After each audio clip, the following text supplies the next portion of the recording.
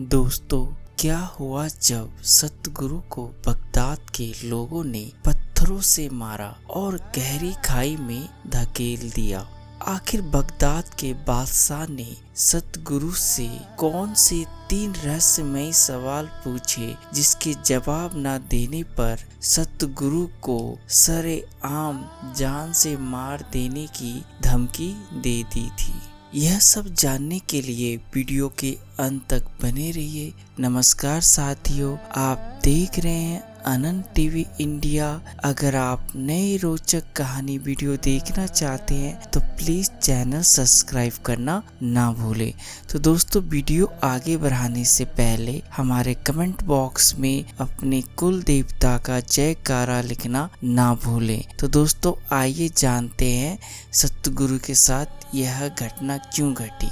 यह सच्ची घटना तब की है जब सतगुरु बगदाद जा पहुँचे और वहां पहुंचने के बाद उन्होंने भगवान के प्रति अपनी बात रखी तो बगदाद के लोग उनसे काफी खफा हो गए, क्योंकि उन्हें ऐसा लग रहा था कि सतगुरु उनके मजहब से अलग करने के मंसूबे से लेकर आए हैं।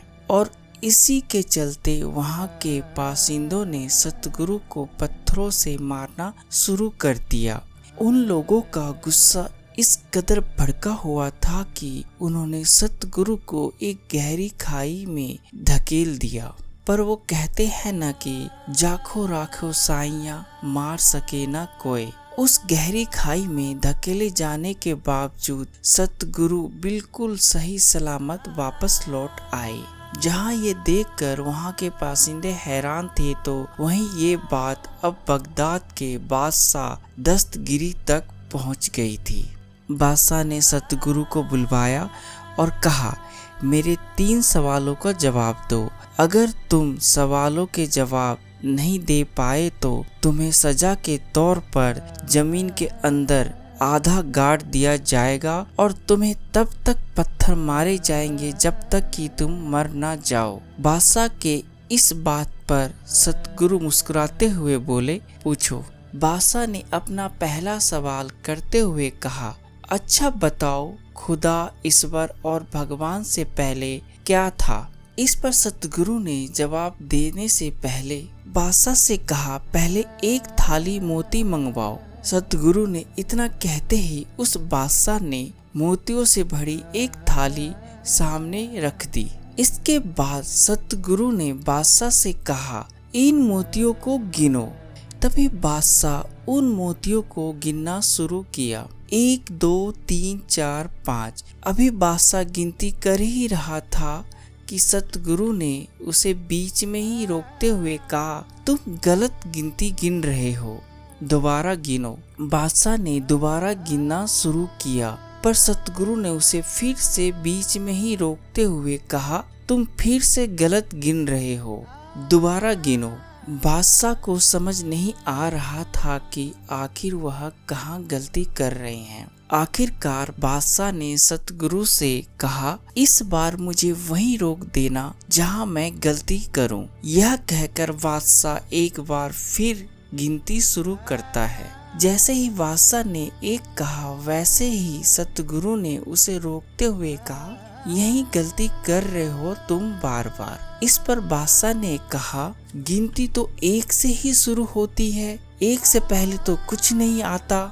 इस पर सतगुरु मुस्कुराते हुए बोलते हैं कि तुमने बिल्कुल ठीक कहा, और ठीक उसी तरह खुदा अल्लाह भगवान से पहले ना कुछ था और ना कुछ कभी होगा। इस तरह बादशाह को उसके पहले सवाल का जवाब मिल गया। बादशाह सतगुरु के जवाब से बहुत खुश हुआ और फिर उसने अपना दूसरा सवाल पूछते हुए कहा, अच्छा ये बताओ कि अगर अल्लाह भगवान सच में है तो हमें कहीं दिखाई क्यों नहीं देते? इस पर सतगुरु ने बादशाह की ओर देखा और फिर से मुस्कुराते हुए कहा, अच्छा पहले मुझे एक बर्तन में दूध लाके दो, फिर मैं सवाल का जवाब देता हूँ। बादशाह ने फौरन दूध से भरा मर्तबान मंगवाया और सतगुरु ने वह दूध से भरे बर्तन को बादशाह को दिखाते हुए पूछा, क्या इस दूध में घी है? इस पर बादशाह ने कहा, हाँ है। बादशाह के हाँ कहते ही सतगुरु ने पूछा, घी है तो फिर दिखाई क्यों नहीं दे रही? इस पर बादशाह मुस्कुराते हुए बोला, अरे घी अभी कैसे दिखेगी भला, पहले इसे मथना पड़ेगा और तब जाकर दूध से घी अलग होगा।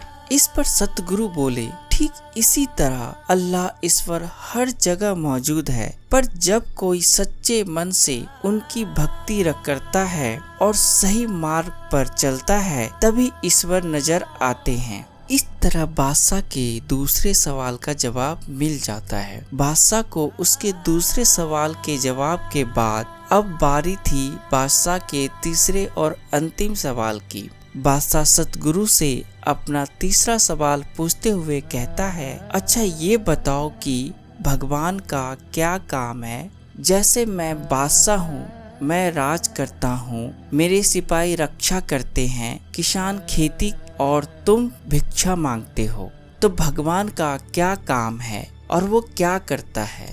इस पर सतगुरु बादशाह को कहते हैं, इस सवाल के जवाब को जानने के लिए तुमको मेरी जगह पर आना होगा और तुम्हें मेरी जगह पर जाना होगा। सतगुरु के इतना कहते ही बादशाह अपनी शाही गद्दी से उठकर सतगुरु के स्थान पर बैठ गया और वहीं सतगुरु बादशाह के गद्दी पर उसी के सामने बैठ गए। जगह बदलने के बाद बादशाह ने कहा, अब बताओ अल्लाह का क्या काम है? इस पर सतगुरु कहते हैं कि अल्लाह ईश्वर कभी भी किसी को भी राजा से भिखारी बना देते हैं तो भिखारी से राजा बना देते हैं। जैसे कि मैं अभी तुम्हारी गद्दी पर बैठा हूँ और तुम मेरी गद्दी पर। इस तरह से सतगुरु ने बादशाह के तीसरे सवाल का जवाब दे दिया। तो दोस्तों, कैसी लगी आज की कहानी?